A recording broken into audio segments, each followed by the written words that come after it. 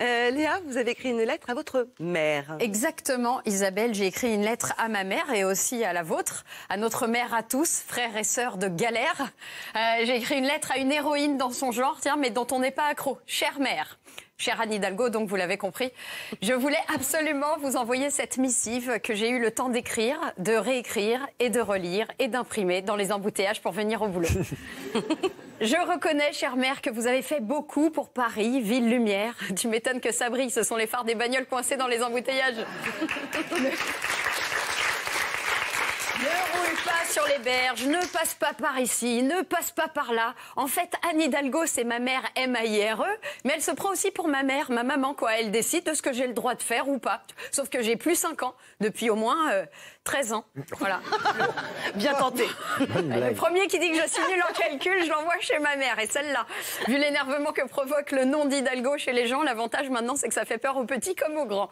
Non, mais vraiment, Paris, c'est devenu n'importe quoi. Alors, je l'explique pour les gens sympas, ouverts d'esprit et détendus qui nous regardent, c'est-à-dire les provinciaux.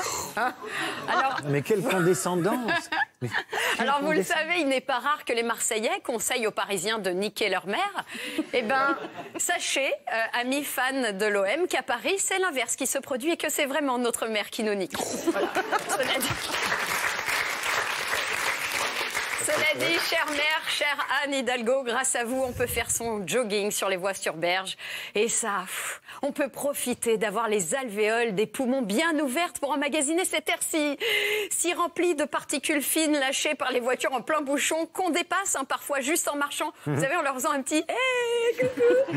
Et eux, en personnes civilisées, nous répondent aussi en faisant un coucou. Voilà. Alors, oui. Je sais. Je pourrais prendre les transports en commun. Sauf qu'avec le réchauffement climatique, on est en novembre et il fait chaud. Et moi, être collée à transpirer avec 50 mecs que je connais pas en plus, j'appelle pas ça prendre le métro, j'appelle ça une partouze. Mais bon, moi, je comprends bien qu'il faille faire des efforts pour l'environnement, mais quand même. Alors moi, je suis déjà végétarienne, je peux pas tout faire. Déjà que je ne mange pas de viande, si en plus je prends le métro, je vais avoir trop faim et trop chaud.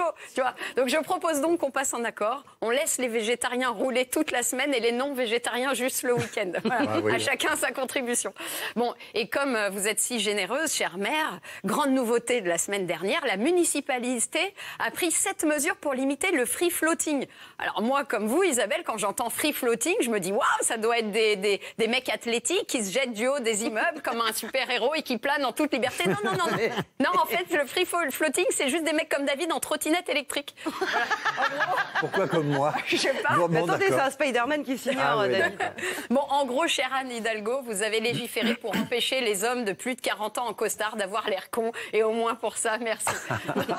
Non, mais c'est vrai, des trottinettes électriques. Mais alors après, c'est quoi le prochain truc? Des rollers solaires? Des ballons sauteurs à gaz? Alors pas essence, ça c'est sûr, hein, parce qu'avec le prix de l'essence aujourd'hui, il flirte avec celui du sang de licorne vierge, tu vois. C'est vrai. Et en parlant de licorne, je dois néanmoins admettre, ma chère mère, ma chère Anne Hidalgo, que vous faites beaucoup pour les espèces en voie de disparition. La preuve, vous employez encore des gens de gauche. Oui, il y en a quelques-uns qui subsistent, alors merci d'avoir ouvert une réserve et de leur donner les moyens de survivre. Bref, globalement, Anne Hidalgo, vous nous faites beaucoup trop de cadeaux. Voilà, avec vous, c'est tous les jours Noël, ma mère. Oh. Voilà. Je vais donc arrêter là ma chronique, hein, vu que j'ai rendez-vous demain à 17h de l'autre côté de Paris, donc il faut que je me mette en route maintenant si je veux avoir une chance d'arriver à l'heure. Merci.